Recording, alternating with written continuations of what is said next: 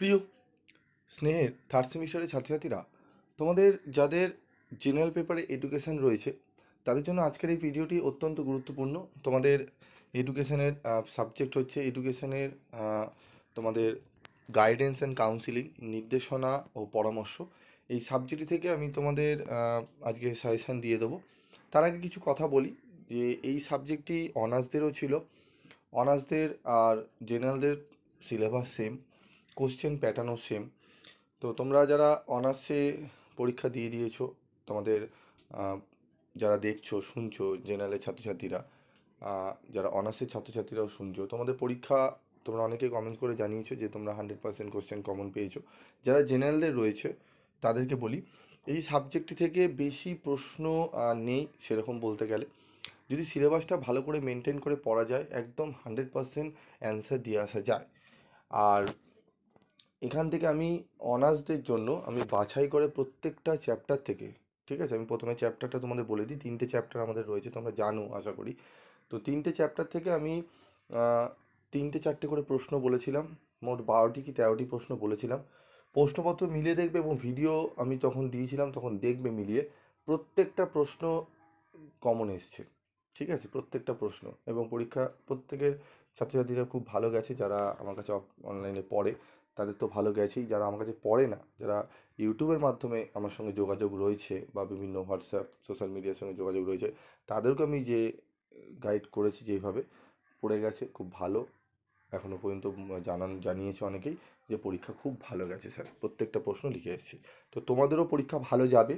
কোন কোন প্রশ্নগুলো ভালো করে পড়বে একটু মনোযোগ সহকারে শোনো, দেখবে অনেকটাই উপকৃত হবে। তো দেখো, প্রথমে গুরুত্বপূর্ণ প্রশ্ন 10 নম্বরের প্রশ্নগুলো নিয়ে আলোচনা করব। তবে 10এরগুলো যে 10এই আসবে এমন কোনো কথা নেই, 10এরগুলো কিন্তু 5এও আসতে পারে, ঠিক আছে। তো দেখো, প্রথম যে প্রশ্নটি, এটি দেখো অনার্সে এসে গেছে, আমি সাজেশনেও দিয়েছিলাম এটি 2024-এর অনার্সের ডিএসসিসি পেপারে এসেছে। নির্দেশনা বলতে কী বোঝো, নির্দেশনার কার্যাবলী সম্পর্কে আলোচনা করো। এই প্রশ্নটি তোমাদেরও আসতে পারে, এমন নয় যে স্যার এটা অনার্সে এসে গেছে এটা বাদ দিয়ে দেবো, না তা নয়। এই প্রশ্নটা তোমাদেরও আসতে পারে, এই প্রশ্নটি ভালো করে পড়বে, ঠিক আছে। এই প্রশ্নটি পড়বে ভালো করে, এর সাথে পড়বে একক বা ব্যক্তিগত নির্দেশনা কি, এর কার্যাবলী লেখো। এই প্রশ্নটি পড়বে, দুটি প্রশ্ন হলো। তারপর রয়েছে দলগত নির্দেশনা কি, দলগত নির্দেশনার সুবিধা অসুবিধাগুলি লেখো। এই 3টে প্রশ্ন পরপর পড়বে। এই 3টে প্রশ্ন থেকে একটি 10 এবং একটি 5 নম্বরের 100% কোশ্চেন কমন পেয়ে যাবে।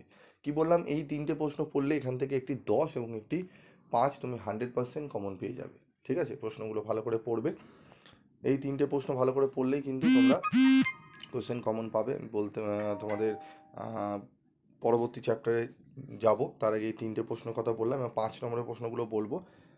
তার আগে আরেকটি বলি যে আরেকটি প্রশ্ন যদি পড়ে রাখো খুব সুবিধা হয়, সেটি হচ্ছে এই প্রশ্নটি, যে নির্দেশনা বলতে কি বোঝো, মাধ্যমিক বিদ্যালয়ে নির্দেশনার প্রয়োজনীয়তা বা গুরুত্ব আলোচনা করো। 5 নম্বরের প্রশ্নটি, ঠিক আছে। তার মানে 1, 2, 3 এবং 5 নম্বরের টোটাল 4টে প্রশ্ন এখান থেকে পড়ো।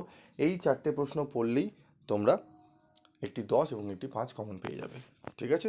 তবু আমি 5গুলো বলে দিচ্ছি, একটু দেখে নাও। দেখো, 5এ রয়েছে, দেখো, নির্দেশনা বলতে কি বোঝো, নির্দেশনার প্রয়োজনীয়তা উল্লেখ করো। এই প্রশ্নটি গুরুত্বপূর্ণ রয়েছে, এটি 5 নম্বরের জন্য পড়বে। নির্দেশনা কি, নির্দেশনার বৈশিষ্ট্যগুলি উল্লেখ করো।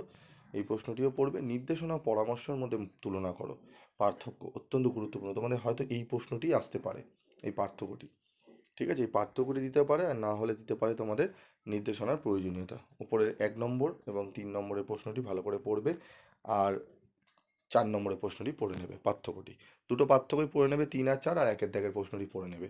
তাহলে ওপর 10 নম্বরের 3টে প্রশ্ন দিলাম, 5 নম্বরের 3টে প্রশ্ন দিলাম, ঠিক আছে। তো এই যে মডেল 1 থেকে, এই মানে বা চ্যাপ্টার 1 থেকে তোমরা এই প্রশ্নগুলোই পড়বে। এবার চলে আসবো আমরা চ্যাপ্টার 2-এ। চ্যাপ্টার ইউনিট 2-এ আমাদের পড়তে হবে শিক্ষামূলক নির্দেশনা কি, এই নির্দেশনার বিভিন্ন পর্যায়ের কাজ উল্লেখ করো। এটি 24-এর অনার্সে এসছে, এই প্রশ্নটি পড়বে ভালো করে। বৃত্তিমূলক নির্দেশনা কি, এর উপযোগিতা বা কার্যাবলী আলোচনা করো। এই প্রশ্নটি দেখতে পারো, তবে এই প্রশ্নটির থেকে আমার মনে হয় তোমাদের এই প্রশ্নটি আসতে পারে। ব্যক্তিগত নির্দেশনা কি, ব্যক্তিগত নির্দেশনার কার্যাবলী সম্পর্কে আলোচনা করো। মানে 1-এর এবং 3-এর স্টার মার্ক করা প্রশ্ন, 1-এর এবং 3-এর দাগের প্রশ্নটি খুবই গুরুত্ব সহকারে পড়তে হবে। তারপর রয়েছে, দেখো, 5 নম্বরের প্রশ্ন পড়বে শিক্ষামূলক ও বৃত্তিমূলক নির্দেশনার মধ্যে পার্থক্য উল্লেখ করো। ব্যক্তিগত নির্দেশনা কি, এর সুবিধা ও অসুবিধাগুলি লেখো। শিক্ষাগত নির্দেশনা বলতে কি বোঝো, এর তথ্য বা উপাত্তগুলি লেখো, ঠিক আছে। এবং যেটি পড়বে এখান থেকে পড়বে হচ্ছে তোমরা 1-এর দাগে 2-এর দাগের পড়বে এবং পড়বে হচ্ছে 4 এবং 5। ঠিক আছে? বৃত্তিমূলক নির্দেশনা কি? এর শিক্ষামূলক কাজগুলি উল্লেখ করো। বয়ঃসন্ধিকালে ব্যক্তিগত নির্দেশনার গুরুত্ব লেখো। ঠিক আছে? এখান থেকে এই 4টে প্রশ্ন পড়বে আর 10 নম্বরে 3টে প্রশ্ন মাত্র বললাম। ঠিক আছে? তার মধ্যে 1-এর দাগের এবং 3-এর দাগের খুবই গুরুত্বপূর্ণ। তবে 3টে প্রশ্ন পড়ে যাও আর এখান থেকে 4টে প্রশ্ন পড়ে যাও। ঠিক আছে? একদম কম কম প্রশ্ন আমি রেখেছি সাজেশন, তোমরা জানোই আমি আরও অনেক প্রশ্ন দিতে পারতাম, তবে এত পড়ার তোমাদের সময় হবে না, আমি একদম বেছেই দিচ্ছি। এডুকেশনে তোমরা যতবারই যে সেমিস্টারই তোমরা বেবি স্টাডি ক্লাসে সাজেশন দেখবে মানে একদম কোনো সন্দেহের অবকাশ থাকবে না, তোমরা কোশ্চেন 100% কমন পাবে। ঠিক আছে? এবং প্রশ্ন খুব কমও আমি দিই। ঠিক আছে? তোমরা যদি খেয়াল করে থাকো তোমরা জানো। তারপর দেখো আমরা চলে আসবো আমাদের ইউনিট 3-তে। প্রথম প্রশ্ন, পরামর্শদান কি? এর বৈশিষ্ট্যগুলি লেখো। প্রত্যক্ষ অপ্রত্যক্ষ পরামর্শদানের পার্থক্য লেখো। 2 নম্বর হচ্ছে দলগত পরামর্শদান কি? দলগত পরামর্শদানের উপযোগিতাগুলি আলোচনা করো। এই দুটি প্রশ্ন খুব ভালো করে পড়বে।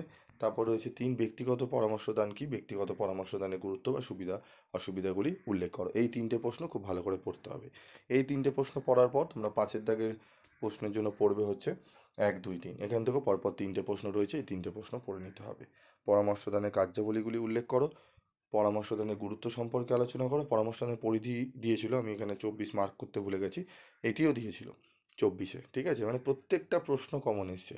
তো এই 3টে প্রশ্ন ভালো করে পড়ে যাও। এই 3টের সঙ্গে যদি তোমাদের মনে হয় তোমরা এই 5-এর দাগের প্রশ্নটি পড়তে পারো। প্রত্যক্ষ পরামর্শদান পদ্ধতির বৈশিষ্ট্যগুলি লেখো। ঠিক আছে?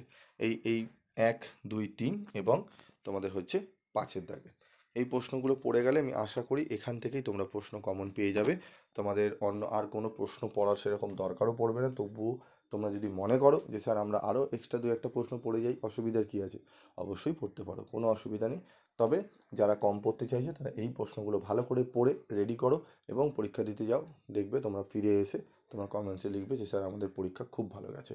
আজকের মতো ভিডিওটি শেষ করছি, দেখা হচ্ছে পরবর্তী ভিডিওতে। সকলে ভালো থাকবে, সুস্থ থাকবে।